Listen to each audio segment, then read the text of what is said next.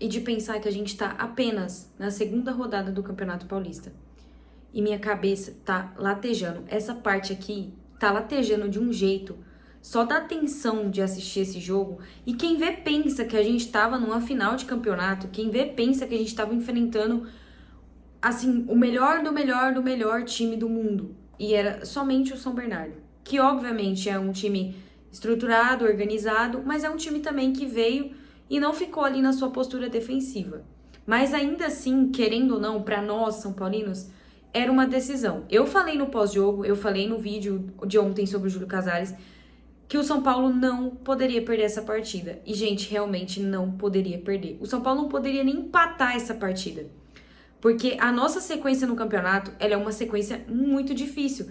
Porque a gente tem 3 clássicos pela frente. Isso eu não tô contando Ponte Preta e Portuguesa. A gente tem 3 clássicos pela frente e é praticamente um atrás do outro quase.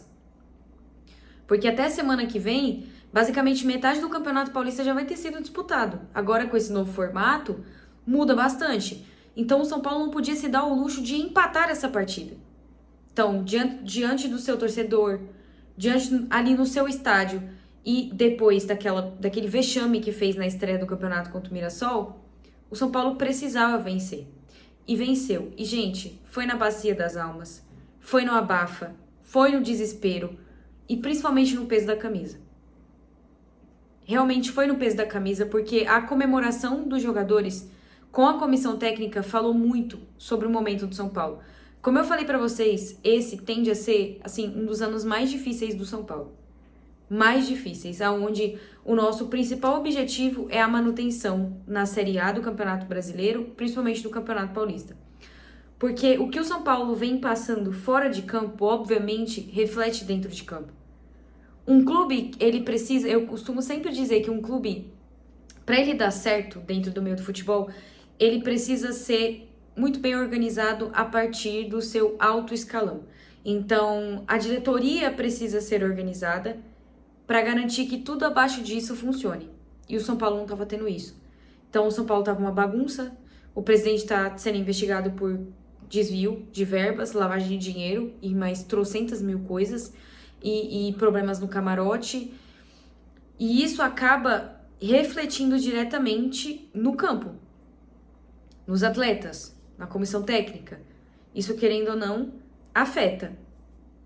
E depois daquela primeira partida contra o Mirassol, ali eu olhei e falei, cara, a gente tá perdido esse ano. Porque o time não soube se posicionar, o time não soube jogar, o time não tinha criação, o time não tinha nada.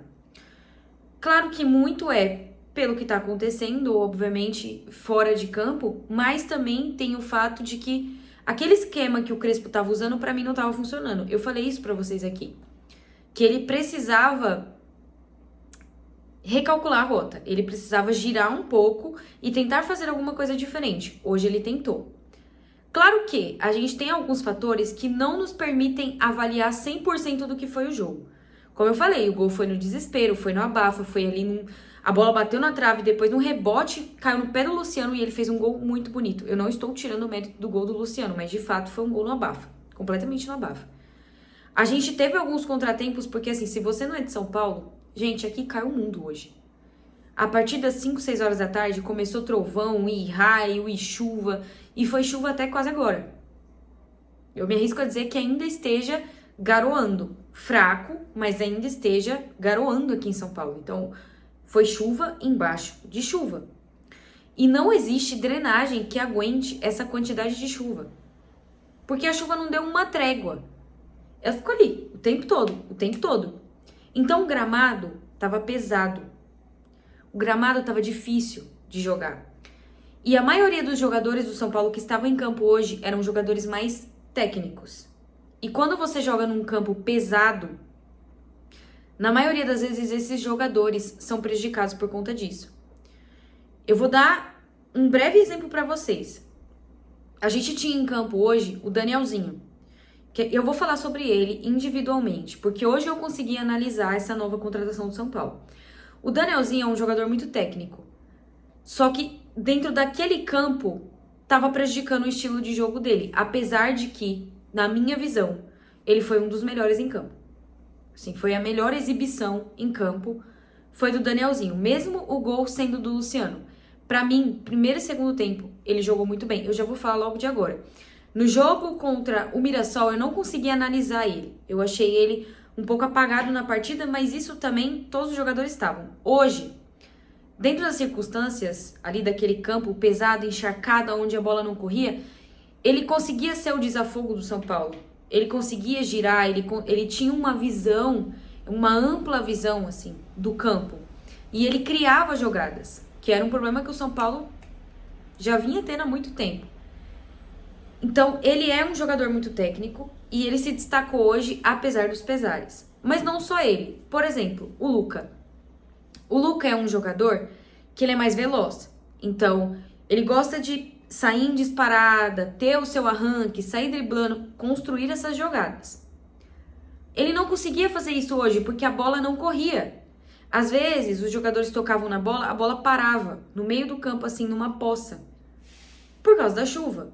Então, querendo ou não, essas condições climáticas atrapalharam alguns jogadores que são jogadores mais técnicos. E o Crespo, vendo o que o São Paulo o que o São Paulo não fez, né, no jogo contra o Mirassol, e aquele esquema que não estava funcionando, ele modificou hoje. Ele entrou diferente. Ele entrou com o Rafael no gol, Cedric e o Wendel nas laterais do São Paulo, Arboleda e Sabino. Ou seja, aqui ele já desmanchou a linha de 3, que pra mim não estava funcionando.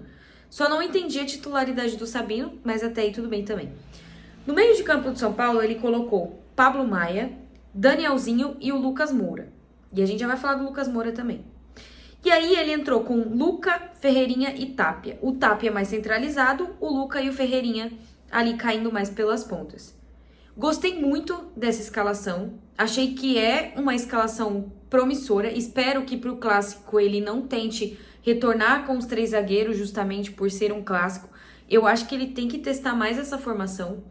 Acho que talvez testar o Marcos Antônio e o Danielzinho jogando juntos pode ser que funcione. Pode ser que dê certo. E agora também com o retorno do Caleri, que hoje retornou muito bem. Porque a gente consegue perceber a diferença de um cara que sabe fazer a diferença para um cara que é, no mínimo, somente esforçado, que é o caso do Tapia. O Tapia, ele é somente esforçado, não passa disso. O Caleri já é diferente. Ele não é um craque de bola, ele não é um Messi, ele não é um Cristiano Ronaldo, mas ele é um cara que ele consegue fazer uma abafa. Ele consegue prender a bola. Ele consegue tocar na bola com mais qualidade.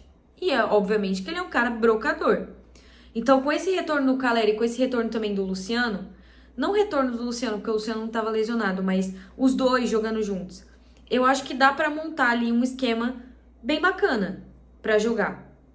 E aí ele fez toda essa modificação e, apesar dos pesares, apesar da gente ter um campo muito pesado, que a bola não corria, que o São Paulo não conseguia colocar o seu ritmo de jogo justamente por conta disso. Então, as duas equipes estavam tendo muita dificuldade, principalmente no primeiro tempo.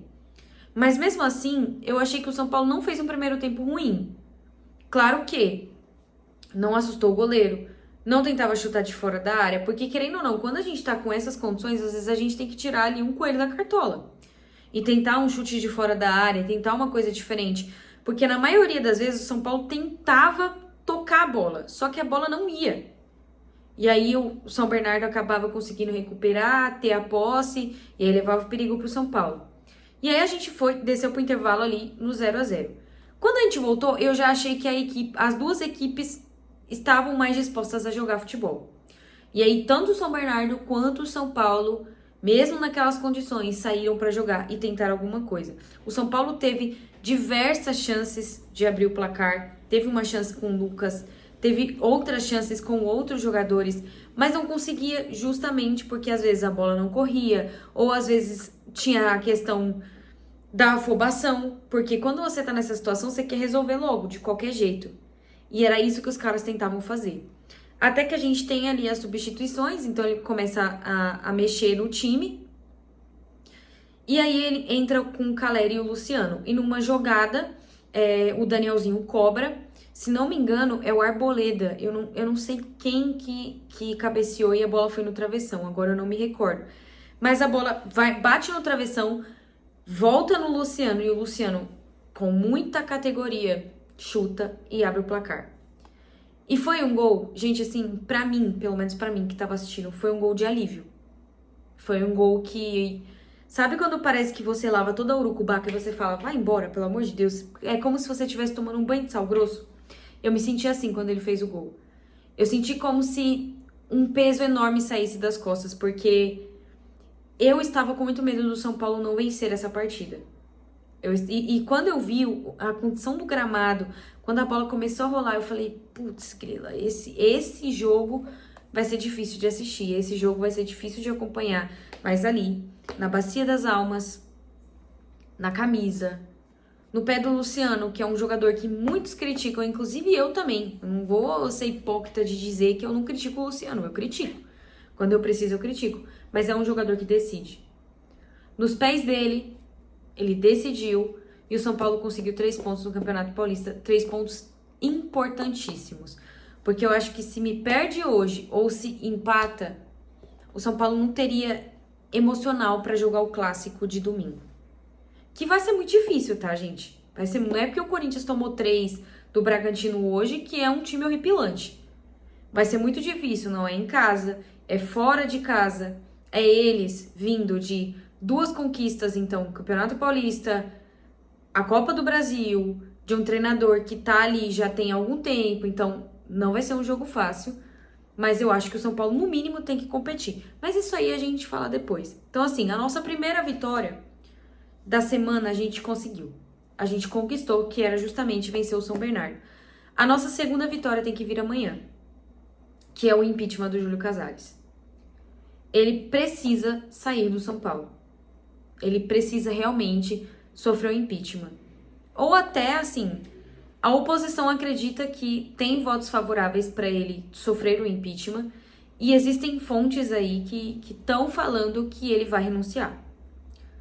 Que, inclusive, ele renunciaria hoje. Mas não sabemos se é verdade ou se ele vai esperar ser impeachmentado amanhã.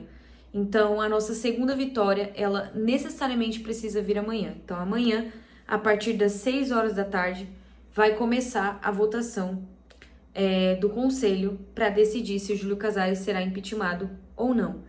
E esperamos que a nossa semana se conclua, assim, nesse quesito, né? Porque tem um clássico no domingo, mas nesse quesito se conclua de forma positiva com o impeachment dele. Porque eu acho que se ele sofrer o impeachment, a gente terá dias melhores.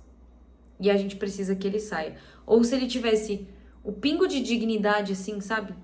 Na cara dele, ele renunciaria. Mas ele não vai fazer isso, porque o ego dele não permite que ele faça isso. Então, torcemos para que esses caras que estão lá, se perpetuando ali no poder do São Paulo, que eles façam a diferença e que eles votem a favor do impeachment do Júlio Casares para que a gente possa se livrar desse cara, porque realmente não dá mais.